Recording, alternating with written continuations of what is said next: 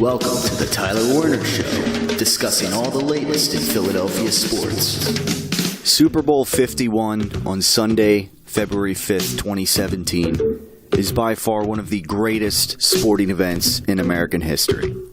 Anybody who denies and says otherwise is probably just a New England Patriots / Tom Brady hater. Down 28-3 at one point in the third quarter. This comeback victory for the New England Patriots for their 5th Super Bowl championship, to me, was just the essence of Bill Belichick and Tom Brady and this New England Patriots organization at its best. Any other team down 28-3 in this situation, no chance of coming back. And one could argue that the Falcons, they maybe frittered away their lead, made some poor coaching decisions late in the game, but only Tom Brady, Bill Belichick, and this New England Patriots team comes back and wins that game 34-28, having been down by 25 points. Only them. An unprecedented Super Bowl comeback victory that'll go down as one of the greatest sporting events I'll ever remember. What a game. And now, here's Tyler Werner. To me, those balls are perfect. Yes, ladies and gentlemen, it is the Tyler Werner Show. This is the end of this subject for me for a long time. We're talking Super Bowl 51. As I just said, one of the greatest sporting events I'll ever remember, and that many around the world, and obviously the United States for the most part, will never forget. Whether you were a Falcons fan, like many people were for one day, as the joke was, going around.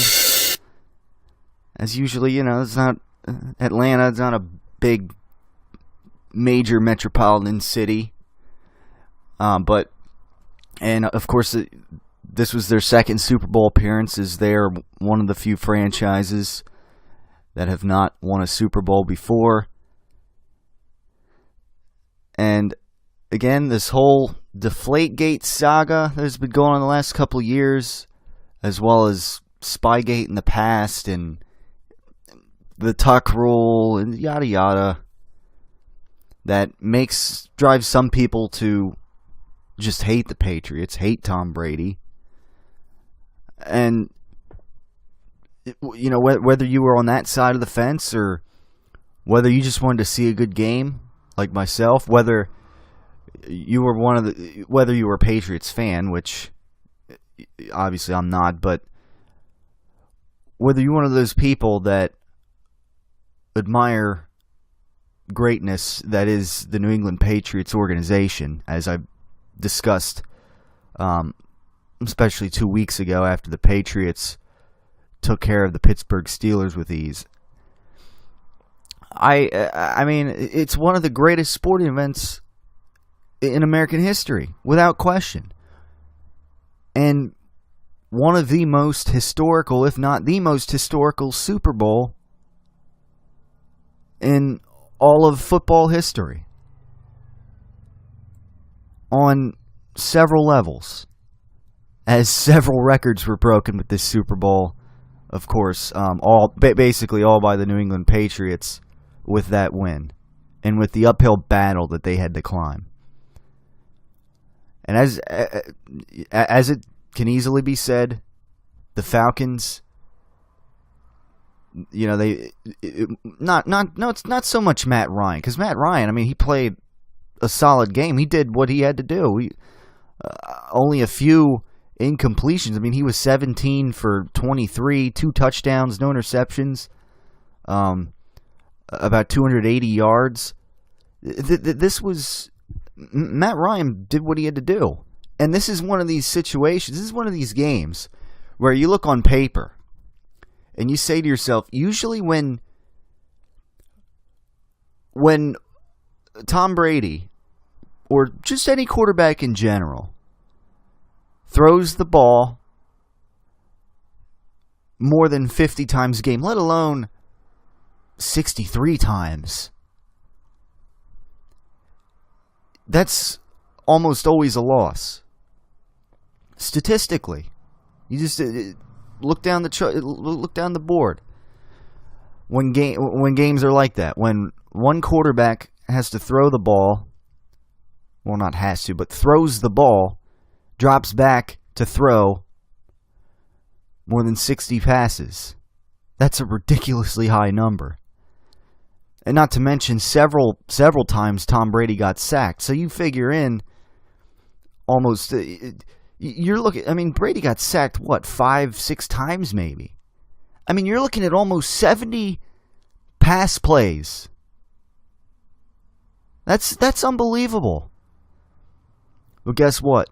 An exception is made here in this game. Matt Ryan throws 23 passes, 17 for 23. You know, usually that's a winning formula right there. 2 touchdowns, no interceptions. That's usually winning. They ran the ball well. I mean, Devontae Freeman had several carries for, 20 plus yards. I mean, I was thinking had the Falcons won the Super Bowl, I think Devontae Freeman may have had the best case for MVP. I mean, he was tearing it up on the ground. Big plays out of the Atlanta Falcons. And surely enough, that quickly got him up in the game by 3 scores. The Patriots, I mean, one thing you can say, look, I said heading into this game, my theory was that the Patriots were going to rely on LeGarrette Blount to kind of pound the ball, keep control of the clock. Well, that didn't happen. LeGarrette Blount was not having such a very good day. He got the ball stripped out of him early in the second quarter, and he couldn't really get much going.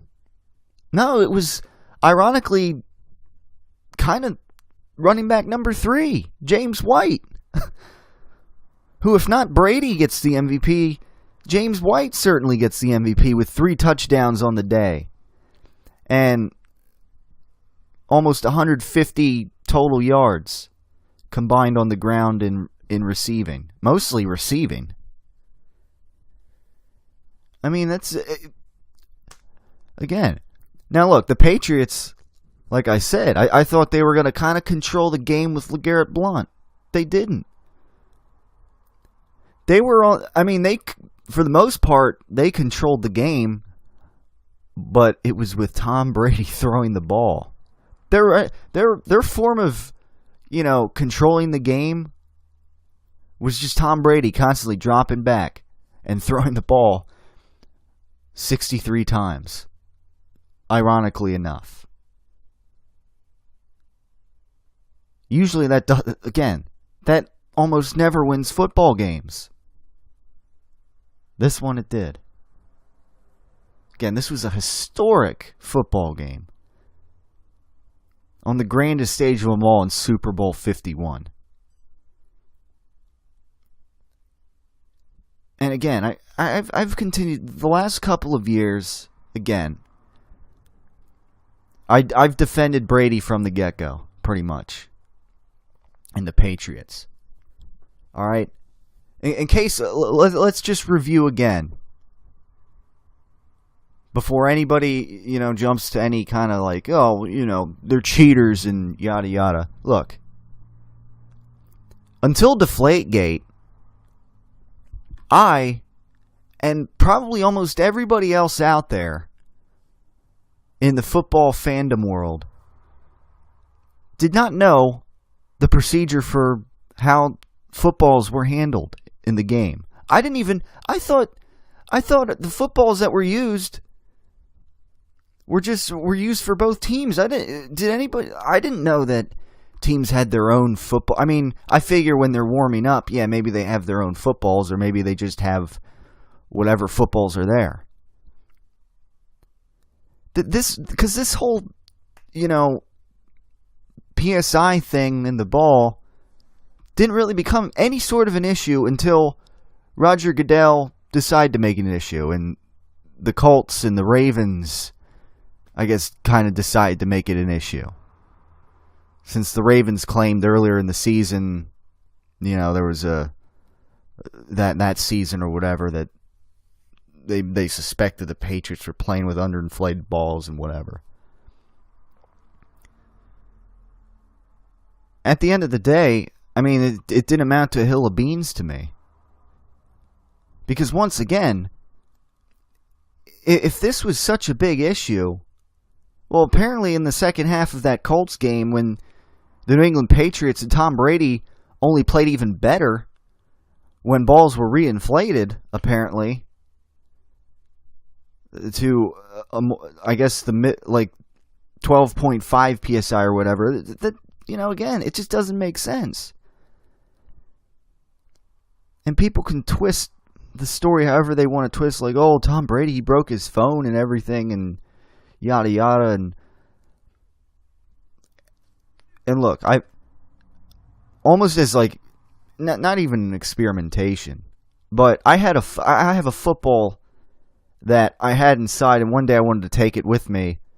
I had it in my car, and this was a month or two ago, and it's a little cold right now. And with the ball having just sat in my car for a little bit, a few hours or whatever, I took it out and noticed that it for sure, it was a little more deflated. It lost a little bit of PSI. It had more give to it when I put my hand around it to grip it. But balls, especially when they're at the lower floor of the PSI, range that they're allowed to be in the NFL, chances are after a little bit they're probably going to go below the floor if they're right at the floor. So again, this whole Deflategate thing, it doesn't amount to a hill of beans to me. I don't think Tom Brady should have ever been suspended, but you know what? Hey, looks like it didn't even matter this season, ladies and gentlemen. And, the proverbial, up yours moment Tom Brady certainly got here against Roger Goodell. The Patriots got here. Whether, and look, I know Bill Belichick downplayed it. Tom Brady, they downplay. It's like, no, Bill Belichick said it's ridiculous to think that the Patriots were out for revenge. Tom Brady was out for revenge. I got it. I know they're an organization with class. I got that. And they're not all about that. But you gotta again, somewhere in the back of your head, that's gotta be on your mind. Regardless. I mean, this was an ongoing saga for 2 years. And it's not like Brady sat back and just let the suspension go down. I mean, he fought the suspension. And ultimately, Brady ended up getting suspended 4 games. And the guy's a competitor. One of the greatest competitors you'll ever see in sports. So it's got to be there, that instinct. Just another incentive to go out there and win. And get that ultimate up yours moment. And we got audio of the post-game celebration and interviews and on the podium, which, look, I'll get into it later, but we got audio for that.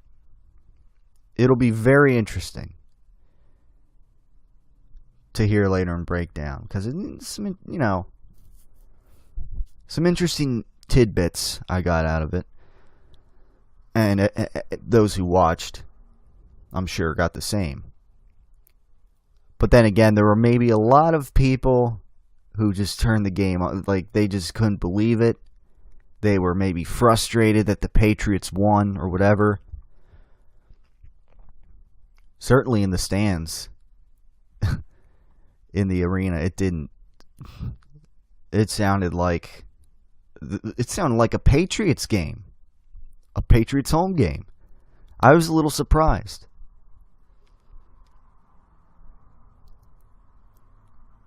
So anyhow, again, what a historic football game this was. I mean, you go down the list here of records that were broken with this game. It's just like seemingly endless. I mean, obviously, you got Tom Brady at the top of the list getting his 5th Super Bowl. Bill Belichick, head coach, getting their 5th Super Bowl. Unprecedented. Oh, and by the way, this is Tom Brady at age 39. Tom Brady, 4th Super Bowl MVP. Tom Brady, 466 yards. Another Super Bowl record right there. 466 passing yards. To me, those balls are perfect. You have, obviously, the first overtime game in Super Bowl history. The largest comeback deficit in Super Bowl history. It was 10 before. This was 25. I mean, these numbers are insane.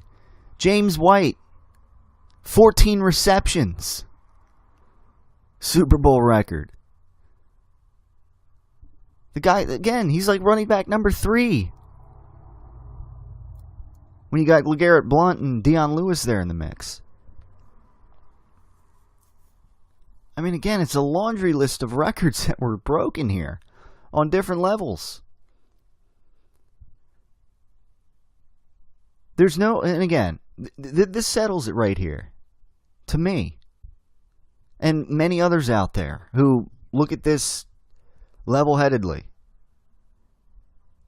And put the Deflategate nonsense and all this out. Look, give it up to the New England Patriots. I mean, this is greatness we're witnessing here. I've moved beyond all that Spygate, the Eagles losing to the Patriots in the Super Bowl and this and that. Spygate and, you know. This is just sheer greatness that we're witnessing. And Brady's he's not done. He's probably going to play another 3 to 5 years. He's been saying, and he certainly looks like he still can play another 3 to 5 years. That's the scary thing about it. Maybe he gets a 6th ring. I wouldn't doubt that. I mean, Bill Belichick, he's already focused on next year. This is the end of this subject for me for a long time. But I mean, it's again, that's the you know, it's clockwork. The New England Patriots organization, and I look at them, and that, you know, that's what you want the Philadelphia Eagles to be. If there's ever a possibility of the Eagles having something like that, that's the model organization right there. And you put all the Deflategate stuff aside. That really, to me, has no bearing on anything they've done whatsoever. They did that season in 2014 and whatever. Because again, they then went on to beat the Seattle Seahawks by 10 points, I believe it was, ultimately at the end of it, to win that Super Bowl. With, again, when balls are now going to be watched over like a hawk. You know, again, the whole thing was like, oh, everybody, you know, the Patriots they probably started cheating in the second half or whatever, and, you know, how are they going to cheat this time? How are they, you know, it's just nonsense at this point. They're just that damn good. And to me, this season proved it. 14-2 regular season, again, 3-1 without Tom Brady. They did fine. No Rob Gronkowski. Didn't matter. Brady. Only 2 interceptions in the regular season. I think 28 touchdowns. And then you factor in, He had 2 interceptions the Texans game, the pick 6 in this Super Bowl. All right, that's out of the 15 games he's played this season, that's 5 interceptions. And you factor in he had, 3 touchdowns last week, 2 this week. That's 5. He may have had 1 or 2 in the other, 7 maybe. So 35 and 5 on the whole season.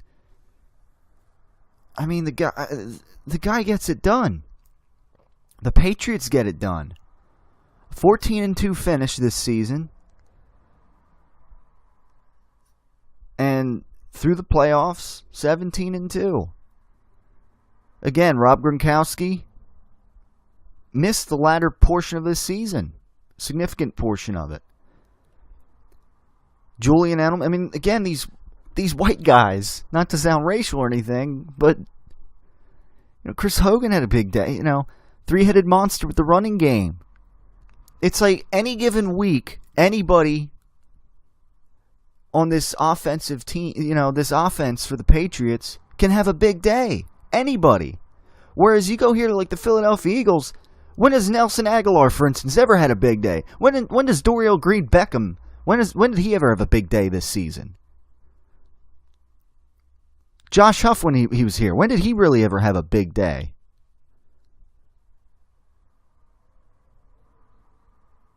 I mean, it's but Deion Lewis, he didn't cut it here. Danny Amendola, he didn't cut it here, or Dallas, he got cut by both teams there.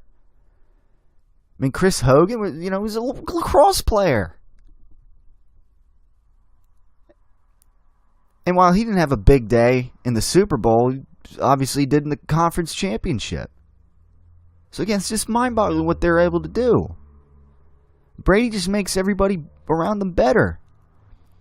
And on defense, they clamped down the second half. They made some plays, got some sacks. They're not the greatest defense,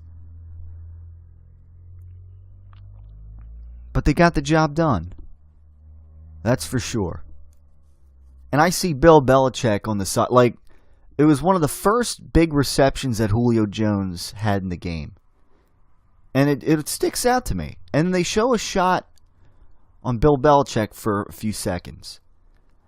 And what he's doing, he has this like little pencil in his ear. Like a golf course pencil or something, And he has this little, sheet of paper, like a golf card size sheet of paper. And he's immediately jotting down notes. Almost as if okay, this is what we got to do in Julio. And look, while Julio had his way, he had some great catches this game. It's like that's a head coach right there. That's head coach of the year to me. Not frickin' Jason Garrett, which we'll get into a little bit on the show here today. But he's like immediately pulls out a pencil. He's making notes. That's what they show him. They didn't show him like pissed off or anything. Even though it's like that's got to be frustrating, getting picked apart on defense. But let's make notes. Let's figure out what to do. We got to make adjustments here. I mean, it's just, again, this organization is clockwork. And I can only hope that down the line, that's what this Eagles organization can become. Take a quick respite here on the Tyler Werner Show. And we'll come back. Again, we'll continue to break this game down because it's just, like, what a game. On so many levels. And we'll talk NFL Hall of Fame. Hall of Fame inductions and a couple lack of inductions, of course, on the program. Coach of the Year awards and MVP, which Matt Ryan deserved it, yeah. Could definitely say that. Amongst other things, right here on the Tyler Werner Show. Stay tuned for more right after this. The champion of game day catering is the official meatball of the Tyler Werner Show, Brady and Belichick's slow-cooked Italian meatballs. We prepare our balls over time. And that's the essence of the preparation. On top of that, another trademark of Brady and Belichick's slow-cooked Italian meatballs is Brady's signature rubbing process. When I pick balls out, to me, they're perfect. I don't want anyone touching the balls after that. I don't want anyone rubbing them. To me, those balls are perfect. What is a concern is the texture of the balls, and again, that's the point that Tom hit on hard. The champion of all game day catering dishes is Brady and Belichick's slow-cooked Italian meatballs, the official meatball of the Tyler Werner Show. Okay, Rocco, pretend I'm the girl that you want to ask out on a date. How about maybe you and I, maybe we go out together, get something to eat, I don't know, maybe laugh a little bit, who knows, you know? I don't know, would you like to maybe, you want me to go out together? What do you think? Would you like to? You need to make more eye contact and you sound way too nervous. You want to hear me say it? You want to break me down? All right, I'm afraid. For the first time in my life, I'm afraid. Having a tough time asking out ladies? You need to see Clubber Lang for a lesson. Hey, woman. Hey, woman. I bet you stay up late every night dreaming you had a real man, don't you? I tell you what, bring your pretty little self over to my apartment tonight, and I'll show you a real man. Build confidence with the ladies like never before with Clubber Lang's dating services, the most highly recommended in all of the Delaware Valley. I am ranked number one. One! That means I'm the best. I've handled dozens of balls over the past week. The texture of the balls is very easy to identify. The pressure of the balls is a whole different story.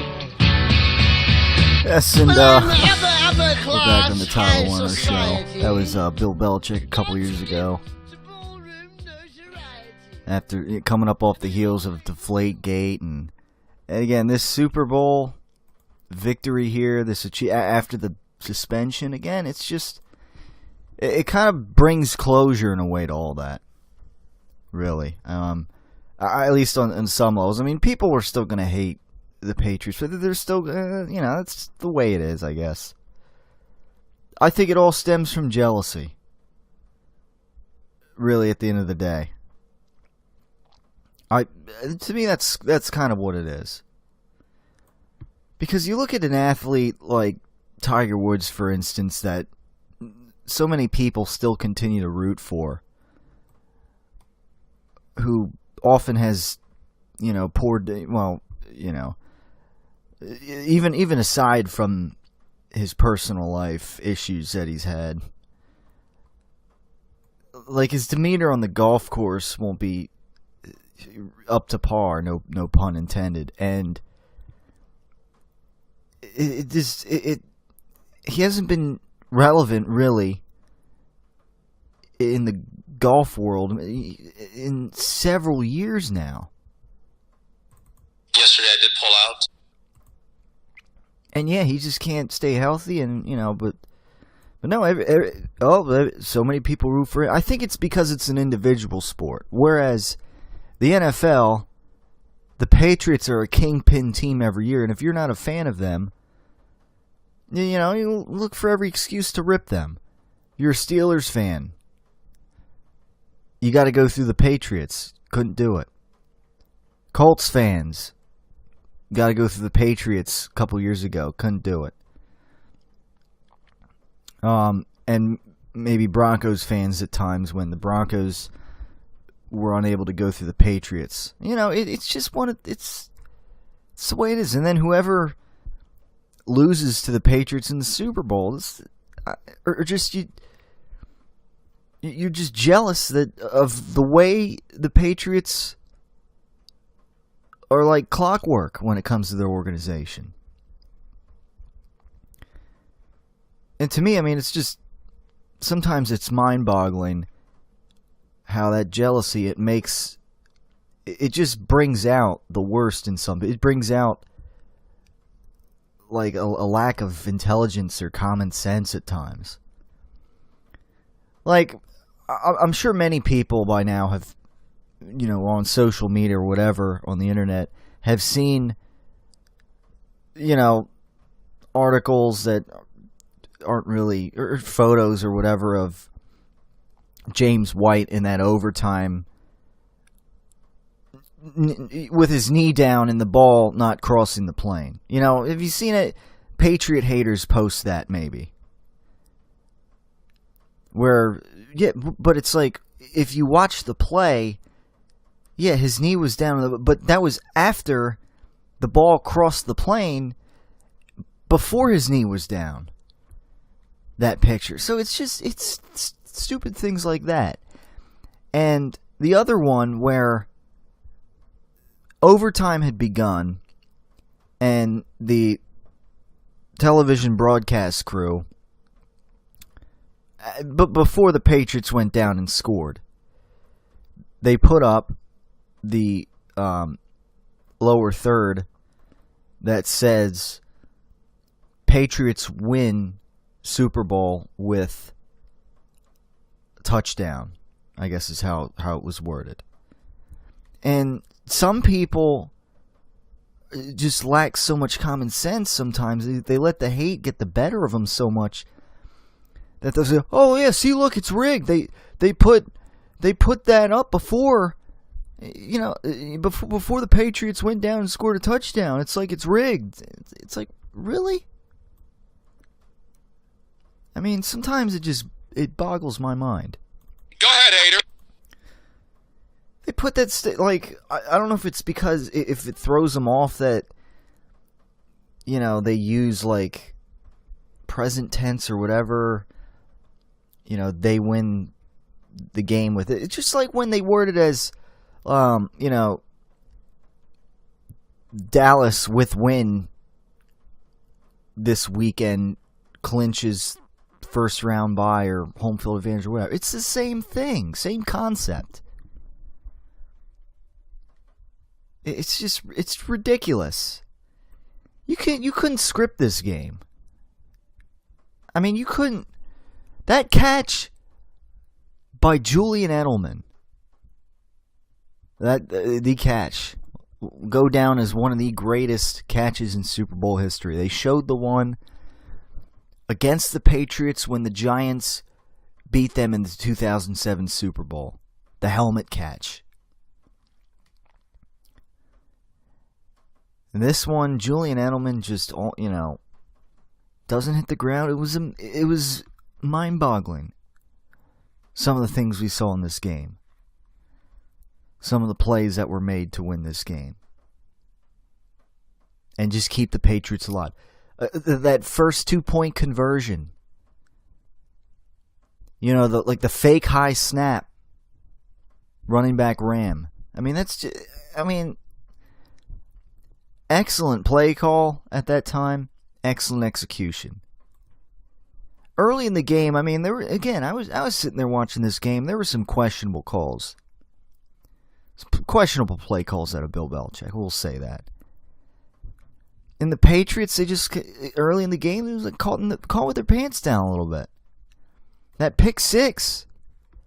I mean, Brady, that was not a good throw.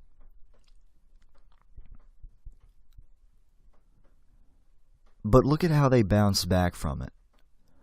That uphill, such an uphill battle that they had to climb. Some people don't want to give it up, though, to the Patriots. And what this organization is able to do, what this quarterback is able to do at 39. It's just mind-boggling. With rejects from other teams at times. I wanted to, you know, with this being such a big Super Bowl game, I just wanted to kind of revive a little segment here on the Tyler Werner Show that we haven't done too often. And, you know, recently. But we're going to do it right now. It's called the Tyler Werner Show Call Out of the Week. It's time for Tyler Werner's Call Out of the Week. I just think somebody owes us an explanation, that's all. What's the matter with you? Loser! You're a loser! Are you kidding me? Well, I have a microphone, and you don't. So you will listen to every word I have to say! And the call out of the week, music kind of cut out there, is none other than NFL Commissioner Roger Goodell. He deserves it. I kind of hinted at it earlier in the show. I mean, how couldn't I? Because again, this whole Deflategate saga, it just got rolled up and shoved up his tail end with what the New England Patriots were able to do with this game. Specifically with what Tom Brady was able to do with this game. Breaking the yardage record, breaking the Super Bowl rings record now, Super Bowl MVP record, yada yada. And ultimately solidifying himself as the greatest NFL quarterback of all time. It goes to Roger Goodell for this whole Deflategate thing, being so persistent on it. And now, Tom Brady suspended 4 games. Whether the Patriots, whether Bill Belichick wants to downplay the whole revenge campaign thing, revenge tour, or whatever they were calling it, on TV, ESPN, whatever. The Patriots, had the last say in this by winning this Super Bowl. And ultimately, to me, Goodell's the loser of this saga. So I had a feeling that would happen. But anyhow, I was underwhelmed by Roger Goodell. After I was looking forward, and that was one of the things leading in this game. I figured the Patriots would win. It certainly didn't look like it when they were down 28-3 that would happen. But nevertheless, I wanted to see Roger Goodell on the podium hand that trophy to Tom Brady. That's what I think many of us wanted to see. While he got on the podium, I guess during the commercial break, he had a quick little handshake, congratulations or whatever, off on the side. And I guess, Roger Goodell, when he was walking off the podium before he gave, I guess, another quick hand. But come on. That wasn't juicy, for lack of a better term. I wanted to see, with Roger Goodell on the microphone when he was, I wanted to see him hand that trophy to Tom Brady. I wanted to, with the world watching, congratulate Tom Brady. That's what I wanted to see. And he kind of weaseled out of it or whatever. If it was too awkward or whatever people were saying, I don't care. I wanted him to man up. But he didn't. And this is what it sounded like on the podium when he handed the trophy to Robert Kraft. And Robert Kraft is, the way what he says afterwards is just priceless. But let's listen to Roger Goodell first on the podium. Here we go. What a wonderful football game tonight. That's what NFL football is all about. Robert, you know how hard these are to get. And this is your 5th under your leadership, Coach Belichick and Tom Brady. What an unbelievable achievement for your organization. Congratulations to your organization, to your fans, and your community. We're so proud of you. Take your Super Bowl trophy home to New England. All right, so it sounded like so phony. Like it didn't sound sincere at all. Like, oh, what a great football game that was. And come on. That sounded weak. take it back. Take it back to New England. It sounded phony. It really did. Here's Robert Kraft. After then receiving the trophy.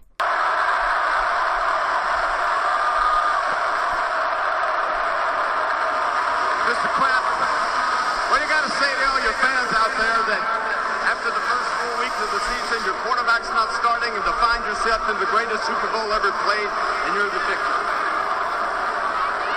2 years ago, we won our 4th Super Bowl down in Arizona, and I told our fans that was the sweetest one of all. But a lot has transpired during the last 2 years. And I don't think that needs any explanation. But I want to say to our fans, our brilliant coaching staff, our amazing players who are so spectacular, this is unequivocally the sweetest.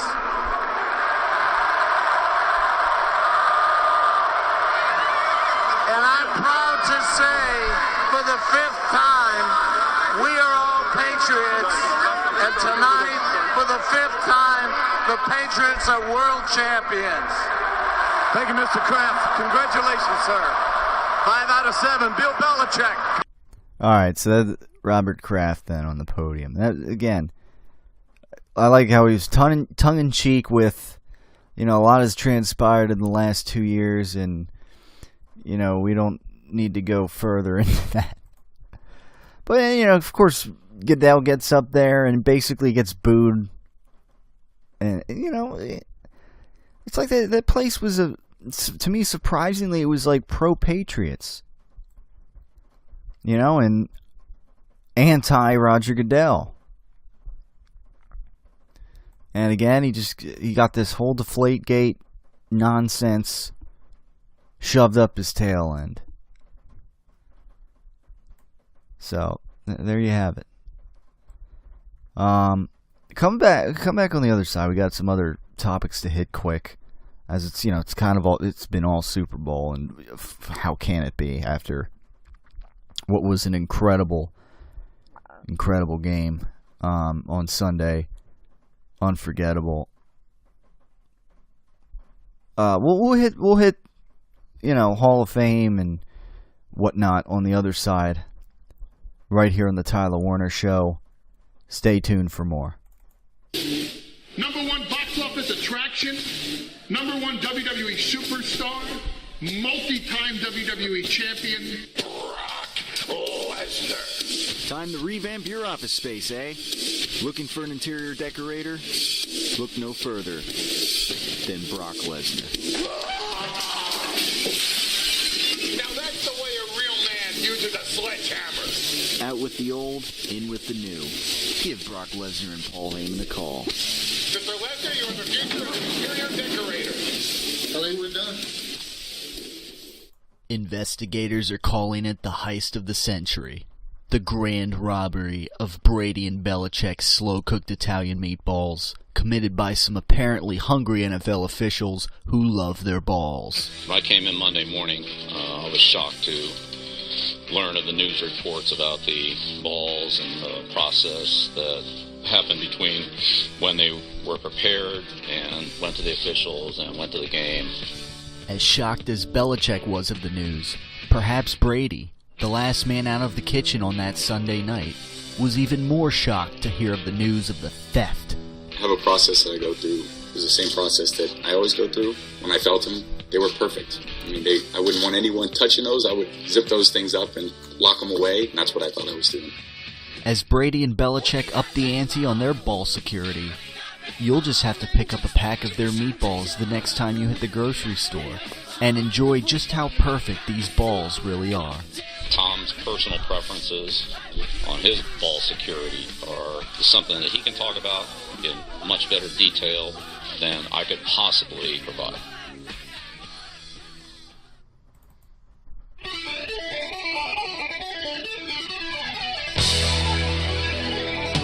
We're back on the Tyler Werner Show. The post Super Bowl 51 edition. And what a game it was. We have the 2017 NFL Hall of Fame class all set to go. And we talked about it before. How former Eagle Brian Dawkins, Eagles legend, safety Brian Dawkins was a finalist, as well as perhaps wide receiver 2 or 3 of all time, Terrell Owens, a finalist. And for those who haven't heard already, of course, neither guy will be inducted this year. What? That's right. And again, I mean, whether it's politics getting in the way or what, I don't know. But the class, here's the class. Kurt Warner, quarterback. Yeah, okay. LaDainian Tomlinson, running back. Okay. Jason Taylor, defensive end. Yeah. I could see that. Jerry Jones, owner. Okay. Kenny Easley, safety for the Seahawks. 1981 to 1987. It's not a very long career. Terrell Davis, 1995 to 2001. Now he had like 4 very good years. You know, one year he ran for over 2,000 yards. But that's, you know, and of course the Super Bowl MVP in there. 2 Super Bowl rings back to back. But it was a brief amount of time. But this one is the kicker. No pun intended. Kicker Morton Anderson. Played 25 seasons. Okay. But a kicker, ladies and gentlemen. What? Come on. That's a violation. You're putting a kicker over a first ballot Hall of Famer, Terrell Owens, and Brian Dawkins. Neither of those guys get in, but a kicker gets in over both of these guys first? Come on. That's ridiculous. I know people want to say too, like, you know, Terrell Owens, he was a team killer. You talk to a lot of people that play with me. He was a hard practice guy. Yeah, he was a diva, just like many wide receivers were divas. Not to mention T.O. You know, and he said, like, people would say how he, like, put down his quarterbacks and, you know, come on. He played with Jeff Garcia, Donovan McNabb, okay, borderline Hall of Fame player. Number 5 will always love you. I don't think he's quite worthy of a Hall of Fame spot, but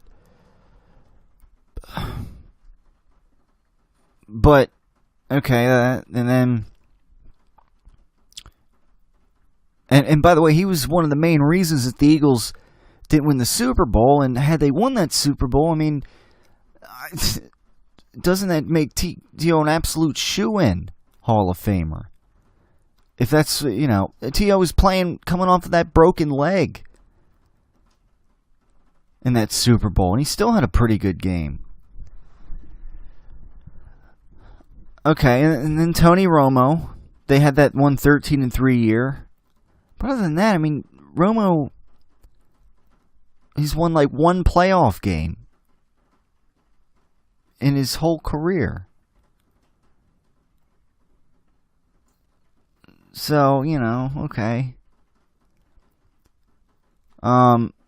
Played in Buffalo for a couple years, I don't know who their quarterback was at the time, and just like, I don't really think many of us know at the time who their quarterback was. I think Bledsoe was retired by that point, so it wouldn't have been him. I don't know. It just goes to show you, okay, we played in Buffalo. And Andy Dalton in Cincinnati his last season. T.O. still had, like, in his last season, like, close to 1,000 yards, I believe. Maybe it was, like, in, like, 7 touchdowns, maybe 9 touchdowns, I forget. But, so there you go. T.O. over a pretty sustained period of time. And he didn't really play with any Hall of Fame quarterbacks, like Marvin Harrison, who got inducted last year over T.O. Even though T.O. has better numbers. And probably, over a little bit more of a sustained period of time. Again, T.O. is like number 2 or 3 on the list all time, when you factor Randy Moss around that same ranking. And Brian Dawkins, need I really say more? I mean, between his numbers and the force he was on this field. And look, if you want to make a case that T.O. was a team killer, or whatever, or diva, well, Brian Dawkins certainly was an absolute team player. And the fact that he's not getting in this year, and Morton Anderson, a kicker, is getting in, that's just pretty ridiculous to me. And again, and like T.O.'s, yeah, it's a flawed process. I agree. It's a flawed process. What else did T.O. have to say about not getting in the Hall of Fame, getting snubbed once again this year? What did he have to say? It's really unfair. Yeah. It's my team. As he once said about Tony Romo. But anyhow, all kidding aside, again, flawed process. I'll tell you what else is a flawed process. Some of the NFL end of the year awards. As I kind of hinted at earlier. All right. Here, let's get these end of the year awards up. MVP Matt Ryan. I can agree to that. He had a great season. I had a feeling that once he was named MVP, which was like Friday before the Super Bowl, that was another thing. That might have a way of getting in his head. It just has that thing. And 8 of the last, whatever the stat is, the last 8 MVP quarterbacks or whatever that year, did not win the Super Bowl or whatever, or just they'd get eliminated from the playoffs or whatever. I think the last 8 times that happened. Now, it's not like Matt Ryan choked or anything. It was more so on play calling and maybe snapping the ball with 20 seconds left on the play clock when you should be running the clock out. But that's on the Falcons. But no. Yeah, he deserved it. But you probably more so want to be like Tom Brady and be Super Bowl MVP, where you win the Super Bowl and are the MVP. But anyhow, Matt Ryan, MVP of the season. Offensive Player of the Year, Matt Ryan as well. Let's go down here. Defensive Player of the Year, Safety Landon Collins of the New York Giants had 9 of the votes. Von Miller had 1. Khalil Mack had 1. Didn't get him very far, though, in the playoffs. We'll say that. Thanks to the Packers. Offensive Rookie of the Year, Ezekiel Elliott, running back, Dallas Cowboys. Had 7 of the votes. And fellow quarterback, Dak Prescott had 4. So, but yeah, I mean, hard to imagine anybody but Ezekiel Elliott winning that award this year. Defensive Rookie of the Year, Joey Bosa, defensive end of the San Diego Chargers, had 10 of the votes. Keanu Neal had 1. Comeback Player of the Year, Jordy Nelson, wide receiver. I can agree to that. Had a big season for sure, after basically missing all of last season before. Mike Evans had 2 of the votes. Cameron Wake had 1 of the vote. And DeMarco Murray had 1 vote. I like how, it's like Jordy Nelson, Cameron Wake, they had like these huge injuries. And basically like would miss all of last season or whatever. Whereas DeMarco Murray, it's not like he missed any time. It's just Chip Kelly barely gave him the ball.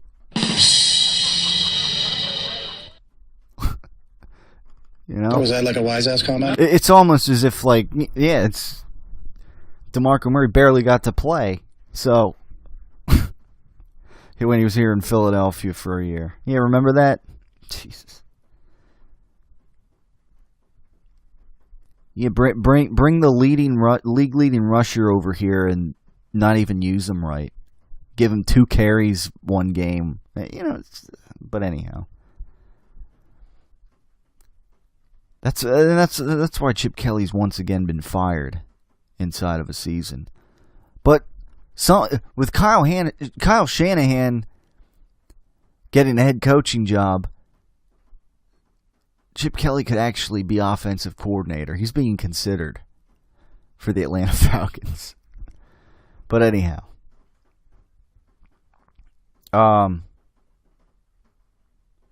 Wait a minute. Hold on.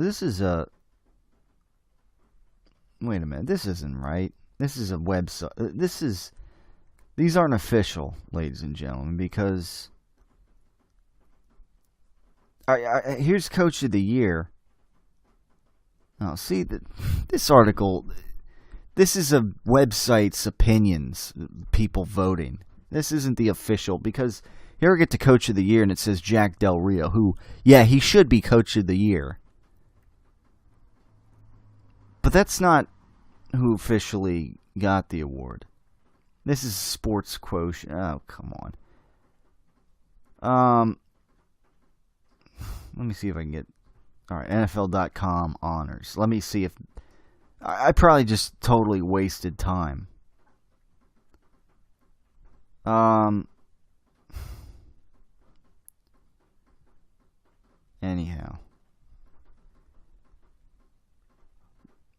Okay, well, forget... If anything was off in those awards, then my apologies. I mean, I know we all know Matt Ryan was named the MVP and yada yada, but Coach of the Year was named Jason Garrett. Okay, we'll just jump to that because that's where the real issue to me lied. Jason Garrett, Coach of the Year. He's like all he really is like a cheerleader on the sideline with the best running back in the league, a great receiving core, good quarterback, best offensive line, a pretty talented roster. That's like, what does he do? That makes him Coach of the Year. I don't get that. It's the team around him, really, to me, that, this year especially, was the difference. I mean, come on. Bill Belichick's not Coach of the Year? Or Jack Del Rio of the Raiders? I mean, what they were doing? I mean, come on. It's kind of ridiculous. But that's the NFL end of the season awards or whatever for you. All right. So we've been dominated. I mean, this is really it for football. You know, it was amazing Super Bowl. At the same time, it's a little sad because we're back in that cycle. No more football, really, until August. You know, as far as preseason is concerned. Yeah. Yeah, it's like that moment when you realize, like, no more football until a long time ago, you know, from now, like a half year until preseason gets going. And so that's, you know, one of those things. This season, it came and it went just like that. So, you know, we've been dominated by this Super Bowl and football talk in general while it's still here, because really that was really the last hurrah. And you know, we got free agency coming. We'll shift back into some Eagles talk here and there once the free agency period comes up, and the draft and training camp. So I mean that helps in the off season when you got some new topics in your, you know, the team building with the draft and free agency. That helps, but you know, again, it's another season of the books, another football season of the books, and what a Super Bowl it was. I mentioned last week, you know, before we wrap things up shortly, I mentioned, which again, this was overshadowed by the Super Bowl and everything else. I was at Saturday's game, the Flyers, and it was a disappointing overtime loss. 1-0, where the Flyers, they couldn't score. They didn't get a whole lot of shots on goal, and they just didn't take advantage of opportunities that they had. Michael Neuvert in that game was standing on his head, keeping them alive. And in that overtime period, the goal that the Kings scored, I mean, there just really wasn't that 3-on-3. I mean, there just really wasn't anything Neuvert could really do on the play at that point, and it was a shame that the Flyers lost that, because again, Neuvert was sharp in the game. He was making some incredible saves. And unfortunately, on Monday night, Flyers got shut out again 2-0 against the Blues. So, you know, another little bump in the road here for the Flyers, and hopefully, for playoff's sake, they can get themselves back on track a little bit. Meanwhile,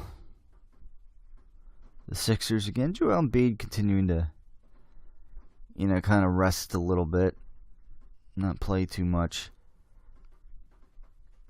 Sixers have now lost 5 in a row, dating back to last week. Again, Embiid's not playing, but yeah, you know, maybe that sets them back a little bit in the playoff race. So maybe that's, you know, that maybe that'll go to rest a little bit. But hey, keep trusting the process, right? Trust the process. That's exactly right. There's been a little bit of a, trade rumor too of Jahlil Okafor.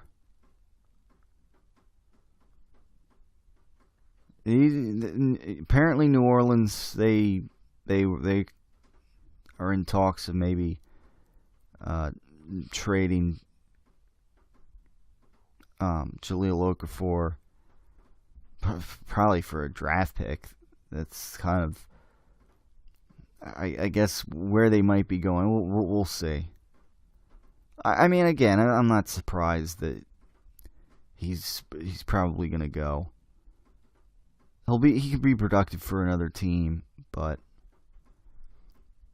he'll score 20 points or so here a night as well, but ultimately he's expendable. So that's that. But I know with several losses in a row, people are Sixers, it's like they're back to tanking and whatnot. And but anyhow, before we wrap things up here on the Tyler Werner Show, again, just what an amazing sporting event the Super Bowl was. And in case anybody hasn't taken notice at this point, I don't really care about the commercials. And I'm sorry. I mean, if you like Lady Gaga, that's fine. And I didn't really watch the halftime show. I mean, it was playing again. I'm not into. For those who haven't noticed, I'm not really into generic modern day pop music or whatever. And so the halftime show, it's if I'm not going to enjoy the music, I already don't enjoy the music. I'm not going to enjoy the halftime show. That's kind of that for me. I mean, I listen to King Crimson and progressive rock, so chances are I'm not going to be into that kind of halftime show that they've been doing in recent years with pop music and. Where it's a lot based a lot around theatrics, and that's all well and dandy. But I'm more of a music guy. The actual playing of the instruments and constructing some intricate music that doesn't feel like it's been done to death already, like the pop genre has nowadays. But anyhow, that's just a little brief glimpse of me. And this sporting event, this game, it's just one of these games too that makes that where I watch this game and I say to people, to those people that is only watch for the Super Bowl for the commercials and the halftime show, I look at the way this game unfolded and I'm like, how could you watch this game only for the commercials, which are normally pathetic for the most part, and this halftime show? Come on.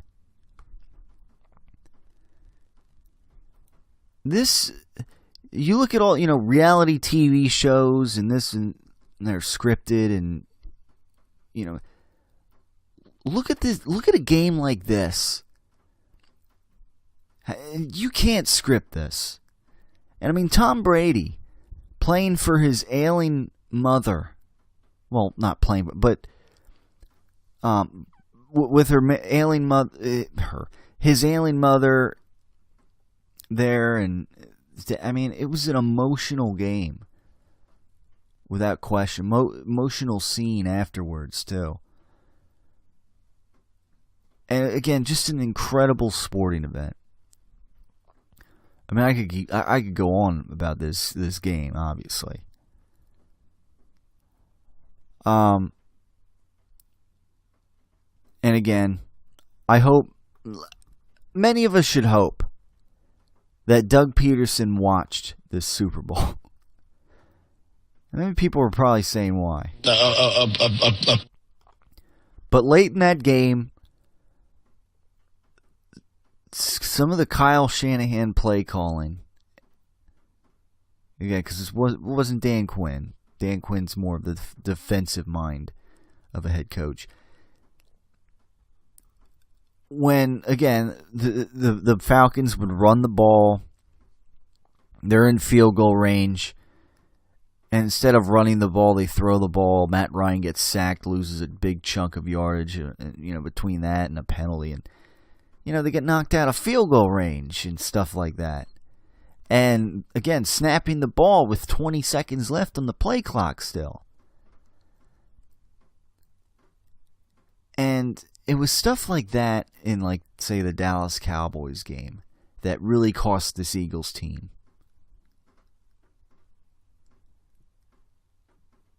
I hope Doug Peterson was watching some of that and how it contributed the Falcons frittering away a Super Bowl. Come on, that's terrible!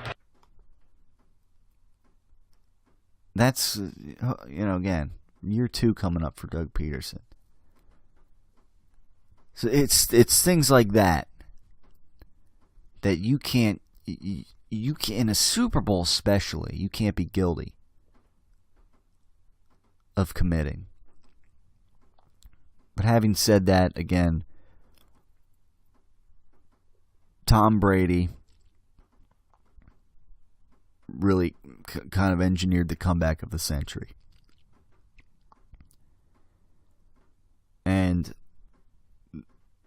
getting the 5th Super Bowl again, I mean, between an incredible catch by Julian Edelman, having to get 2 2-point conversions. I mean, and again, everything was like things were just going wrong for this Patriots team.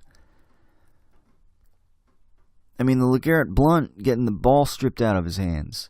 Tom Brady throws a pick 6. They just can't get the running game going. They can't really, They finally get a touchdown, and Steven Gostkowski, who's automatic, he misses an extra point. Ding, off the upright. And it's just like, this is just not their day.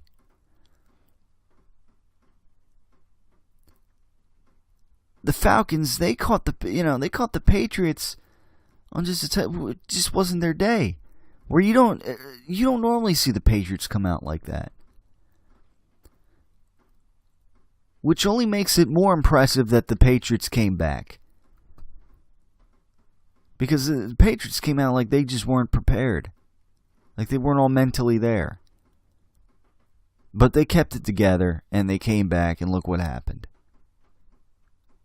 Comeback of the century. They had to get 2 2-point conversions.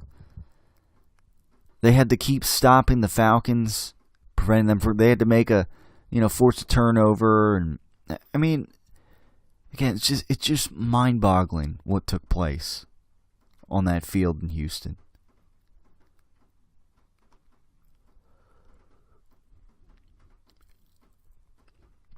So that's for now. That's going to wrap things up for the Tyler Werner Show on this post Super Bowl edition. Again, what a game! And again, if you deny what the greatness that surrounds the New England Patriots, it surrounds Bill Belichick, it surrounds Tom Brady, then I think it's just out of sheer jealousy, really, at this point. Again, as I've said before, as I've said earlier, I watch what the Patriots do with Tom Brady, and I think to myself, that's what I want the Philadelphia Eagles to be. That kind of dynasty. That's what I want to see the Eagles become. Thank you for tuning in, everybody. Hope everybody has a great week until next time. Once again, football has come and gone once again.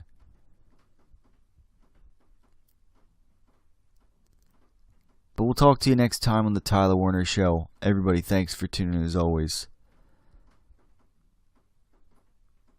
And stay tuned for more Philadelphia sports talk right here on the Tyler Werner Show. Well, as you know, I'm not on Snapface and all that.